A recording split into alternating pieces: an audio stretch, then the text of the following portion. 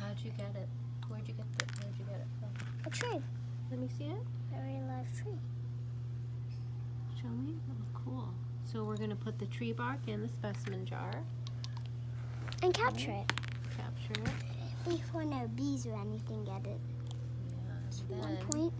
Perhaps what we could do is use a razor blade and take a very thin Piece of it. that, and then study it under our Microscope. So what do we have here? Tell me the specimens we have captured. So first, dirt.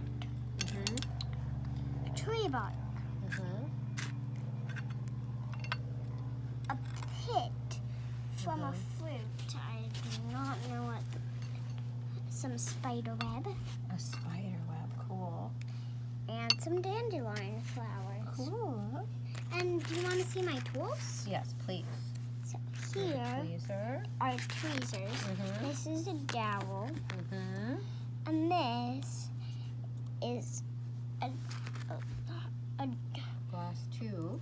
yeah, a glass tube, a plastic tube. Plastic tube. And so those are my items. Amazing. And in my pocket, I kept all of these specimen jars. Yeah, we can put them back in your pocket now, right? Yes.